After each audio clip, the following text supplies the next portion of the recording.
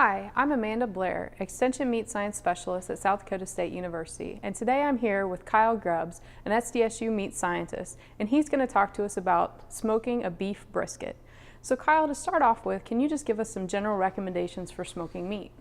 Sure, Amanda. Smoking is a really rewarding process. With a little practice and time, you can produce something that your family and friends will really enjoy, and you'll probably even attract a couple of your neighbors over. I think one of the biggest questions that we're asked is what type of wood to use. Hardwoods and fruit woods are probably my best recommendation. Hardwoods like hickory, maple, mesquite, and then fruit woods like cherrywood, applewood. I would stay away from the softwoods like pine because they tend to impart a bitter flavor in the meat. We also get a lot of questions about what's the best type of smoker to use. And there's a really large number of smoker types out there on the market. Probably the most common is the bullet smoker that uses the charcoal and wood chips. Then you also have electric pellet smokers and sidearm smokers. Each type of smoker really has its own benefits, whether it's cost or ease of use. And since smoking can be a large time commitment, 4 to up to 24 hours, ease of use is also a consideration. And the point of smoking is so you can get that meat above 160, 180 degrees so you have collagen solubility. So can you take a minute and explain what collagen is and why we're concerned about solubilizing it during meat smoking? Sure.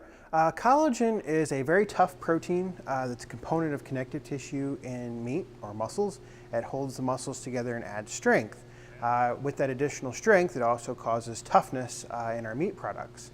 Collagen actually begins to degrade or break down when the meat is subject to moist heat cookery at between 160 to 180 degrees for extended periods of time. That's why we call smoking low and slow cooking.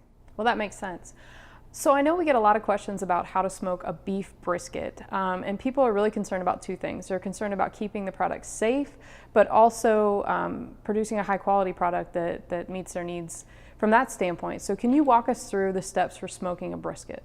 Sure. So first, I think it's important to look at a brisket and talk about why it's a good choice for smoking. Whole brisket has two distinct sections that can be used for different applications, the flat and the point. In this case, brisket weighs about 8 pounds. It's a large piece of meat and has a lot of flavor, but it also has a lot of connective tissue or that collagen that we talked about. So that would make it very, very tough if we used a fast dry heat method of cooking like grilling. Today I'm starting with brisket that we have trimmed to about 1/4 inch of fat, and I'm going to use a rub that we make here at SDSU. We'll post the recipe in the description of this video. After rubbing the brisket with the amount of rub you desire, I would suggest using a liberal amount since this is a large cut. Place it on the smoker, fat side up, and run the smoker for up to 4 hours between 140 and 160 degrees. There are two reasons we smoke for this length of time and at this temperature. First, the smoke flavor is generally picked up in the first 3 to 4 hours of smoking. Any additional smoking time above the 3 to 4 hours, it really doesn't give you much additional flavor benefit. Secondly, and most importantly, is food safety. By only smoking it for 4 hours, we reduce the chance of food safety issues because temperatures between 40 and 140 degrees are considered the danger zone for bacterial growth. If the meat's held in this range for more than 4 hours, we have the opportunity for foodborne illness to occur, so the incidence of foodborne illness increases, and it's very important that we monitor the time and temperature for smoking. Following the smoking step, I would suggest wrapping the brisket tightly in aluminum foil, allowing it to finish cooking in a moist heat environment, so this will help degrade more of that collagen. Great. So you mentioned the key time and temperature ranges during the smoking step. Could you talk to us about what we should target when we finish cooking the brisket? Sure. Temperature control the first 4 hours is obviously really important with the smoking, but it's also important that we increase the temperature of the smoker, or in some cases the oven, as we continue to cook it. So I would set the smoker to 200 to 225 degrees and continue cooking the brisket for anywhere from 8 to 10 hours depending on the size of the brisket. Or alternatively, you could finish the brisket in your oven, and this is a great option if you have trouble managing the heat in your smoker or you just don't have the time commitment to continually watch your smoker. The final internal temperature of the product will influence how you want to slice it or cut it. Final temperature around 190 degrees will work best if you want to slice the brisket. Meanwhile, if you increase that temperature to 195 to 205 degrees, that works best for shredding the brisket. When internal temperature reaches your desired endpoint, remove the brisket, allow it to rest for a minimum of 30 minutes. in the foil, or alternatively you can put it in a cooler and leave it in there for up to 2 hours if you're going to go to a party or something along those lines.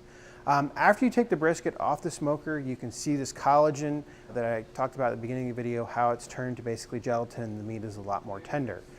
So now you can slice the brisket. Recall that the brisket has two parts, the flat and the point. The flat generally works best for slicing, while the point is best for shredding. To slice the flat, position the brisket so the muscle fibers are perpendicular to you so you can cut across the grain.